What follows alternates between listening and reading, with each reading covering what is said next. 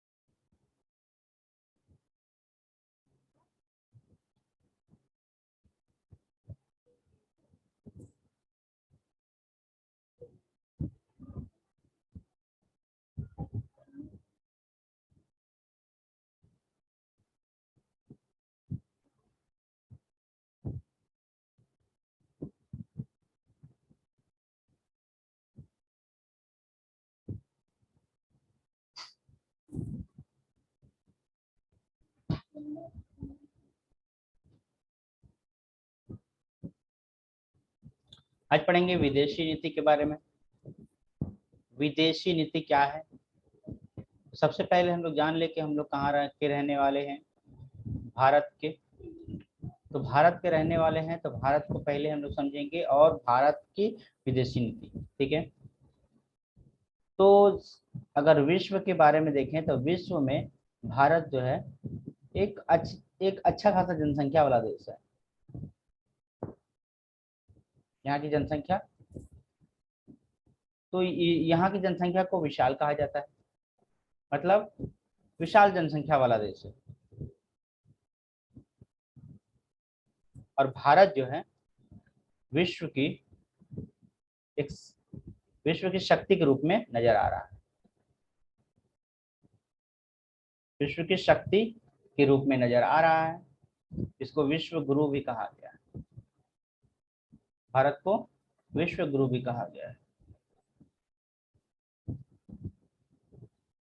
तो यहाँ पर तो इसे ये विदेश आखिर विदेश विश्व गुरु क्यों कहा गया है? तो विश्व इसका एक कारण भी है। क्या कारण है? कि इसकी भारत की विदेशों से जो संपर्क है, विदेश से जो संपर्क है, विदेशों से जो नीति है, जो संपर्क है, वो इम्पोर्टेंस रखता है। तो इम्पोर्टेंस के बारे में वही नीति इसको भारत को विश्व गुरु बनाई है। इसमें भारत की विदेशी नीति का बहुत योगदान है।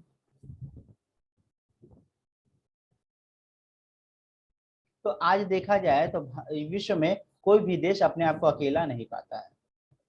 अकेला नहीं पाता है। सभी देश जो है एक दूसरे से क्या है, जुड़े रहते हैं, संबंध बना रहता है।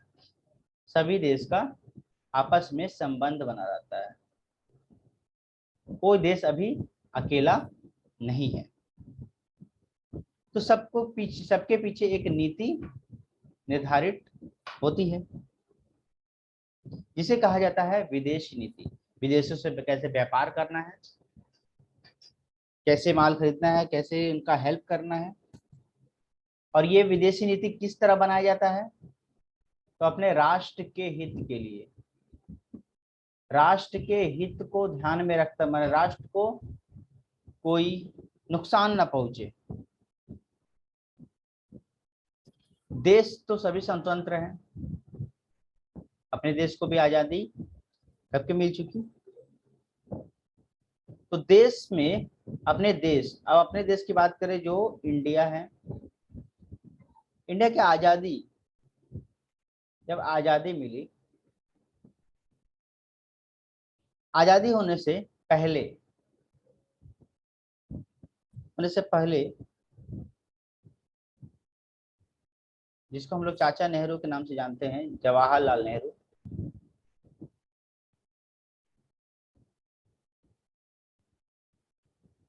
जवाहरलाल नेहरू ने क्या किया था, 1946 में एक प्रेस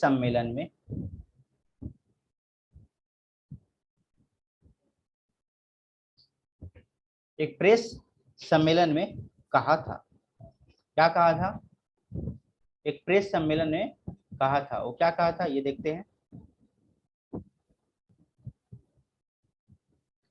पहले हम क्या लिखे थे वो देख लिए पहले। वैदेशिक, एग्जाम में ऐसे देता है, वैदेशिक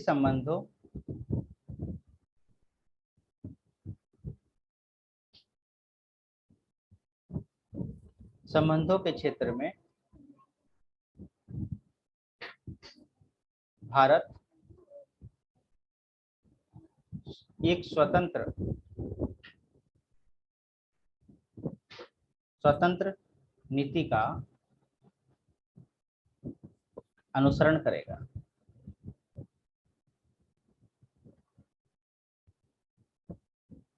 अनुसरण करेगा, और क्या बात बोला गया है, और वोटों के खींचतान के समस्त पराधीन देशों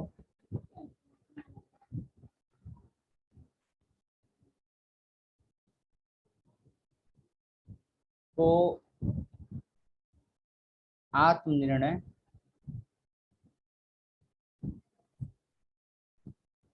का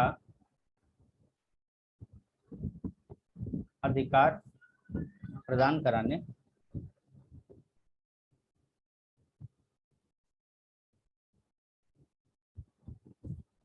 तथा जातीय, ठीक है, भेदभाव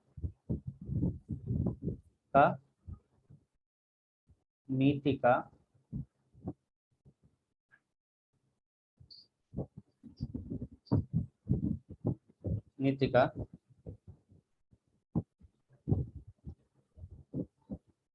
दृढ़ता पूर्वक उन्मूलन कराने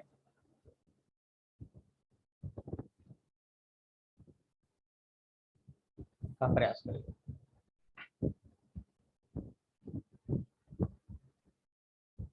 ठीक है, मतलब क्या है, वैदेशिक संबंध से मिला जुला रहेगा, क्षेत्रों में भारत एक स्वतंत्र नीति का अनुसरण करेगा, एक नया नीति बनाएगा, गुटों के खींचतान के समान पराधीन देशों को आत्मनिर्णय का अधिकार प्रदान करेगा और कराने तथा जातीय भेदभाव नीति दृढ़तापूर्वक उन्मूलन कराने का प्रयास करेगा। ठीक है, अब विदेशी के बारे में और क्या कहा गया है,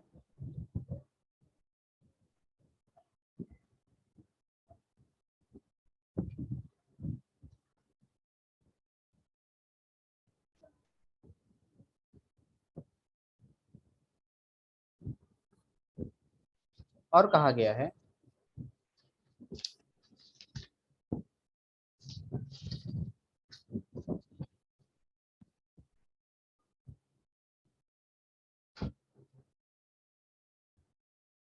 भारत की जो विदेशी नीति है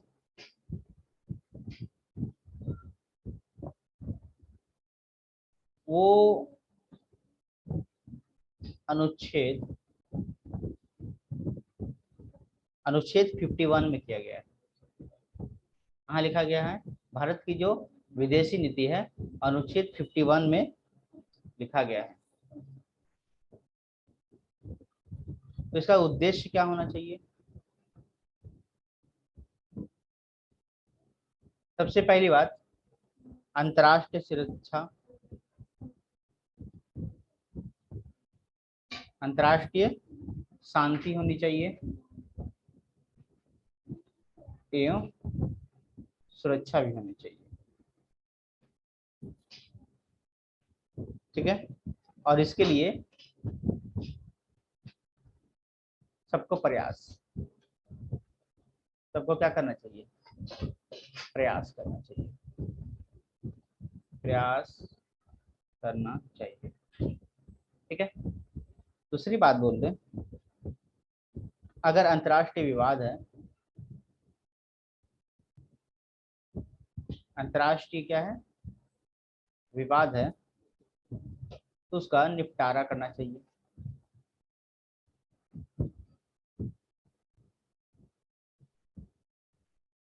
ठीक है,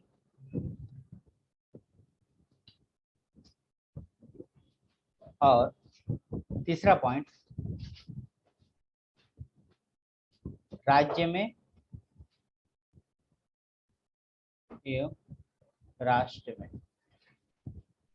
में सम्मानपूर्ण संबंध